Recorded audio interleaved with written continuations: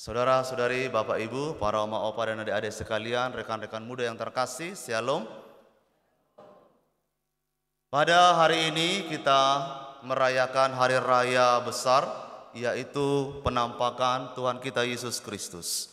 Biasanya secara liturgi ini juga ditandai dengan kita menempatkan patung-patung tiga raja itu di dekorasi Natal, di kandang Natal dan di sekitarnya. Dan hari ini juga secara tidak langsung akan mengakhiri masa Natal yang akan ditandai dengan besok hari pembaptisan Tuhan kita Yesus Kristus. Saudara-saudari yang terkasih, pada hari raya penampakan Tuhan ini kita merenungkan kembali bahwa kelahiran Tuhan kita Yesus Kristus itu adalah kemuliaan bagi kita orang-orang yang percaya, tetapi juga sekaligus undangan bagi seluruh dunia ini. Kelahiran Yesus Kristus adalah kebenaran iman bagi seluruh umat yang diselamatkan, tapi juga undangan keselamatan bagi seluruh dunia ini, mereka yang belum mengenal Tuhan. Tiga raja dari timur, kalau dalam tradisi seringkali disebut Gaspar, Baltasar, dan Melkior.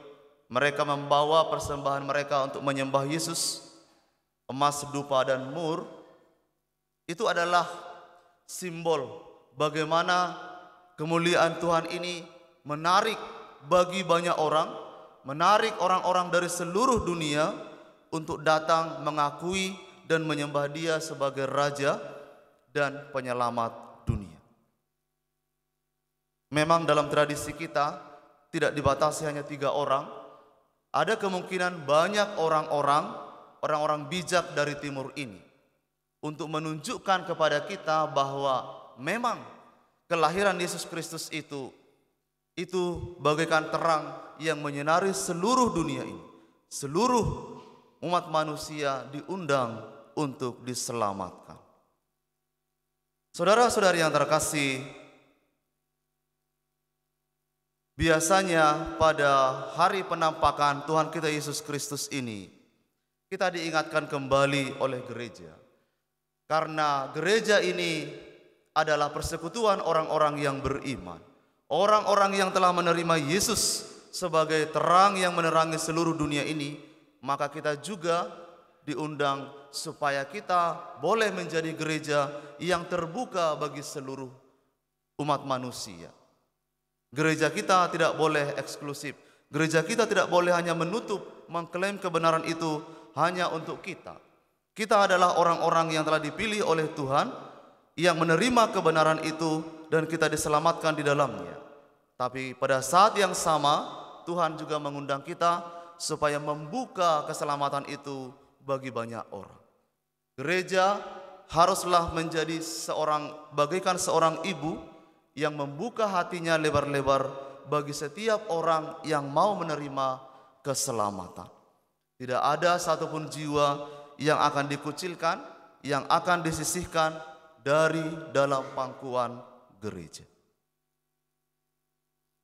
Satu pandangan iman yang begitu mengagumkan, yang begitu indah bagi semua orang, tapi juga membutuhkan kesetiaan dari kita. Karena gereja ketika gereja berusaha menjadi ibu yang baik, maka kebijakan-kebijakan gereja itu yang penuh cinta kasih itu seringkali disalah mengerti oleh banyak orang. Saudara-saudari, itulah suatu resiko dari kita gereja ketika kita mau menjadi gereja yang mau terbuka bagi semua orang. Ketika kita mau sungguh-sungguh menampilkan wajah Kristus yang penuh belas kasih itu, maka ada risiko bahwa kita juga dipandang terlalu seolah terkesan begitu melegitimasi hal-hal yang kurang baik di hadapan manusia. Kan tetapi para saudara-saudari, terlepas dari semua itu, pandangan-pandangan itu, gereja ingin menunjukkan kepada kita bahwa Kristus telah lahir bukan hanya untuk kita. Kristus lahir untuk dunia ini, untuk seluruh umat manusia. Maka pada tahun ini juga, pada hari anak misioner ini, gereja mengambil tema jadilah pembawa damai. Anak-anak misioner jadilah pembawa damai. Ini adalah panggilan untuk anak-anak kita, tapi juga untuk kita semua. Di tengah krisis dunia hari-hari ini, di mana kita menghadapi krisis toleransi akan perbedaan, intoleransi akan perbedaan, dan di mana masih banyak sekat-sekat diskriminasi yang menjadi tembok di antara kita dengan sesama, maka gereja mengajak kita bersama supaya kita berani untuk mendobrak tembok-tembok ini, untuk mengedepankan dan mempromosikan kembali nilai-nilai perdamaian, nilai-nilai kejujuran, persahabatan, persaudaraan. Saudara-saudari, Hari Raya Penampakan Tuhan ini mengingatkan kita kembali bahwa kita tidak boleh berpikir hanya secara partikular. Kita perlu berpikir secara global, karena kita dipanggil bukan untuk hanya diri kita sendiri. Gereja ada untuk semua. Maka mari kita juga melihat keprihatinan-keprihatinan dunia yang begitu memprihatinkan. Di sana sini masih terjadi perang, masih terjadi diskriminasi dan hal yang lain.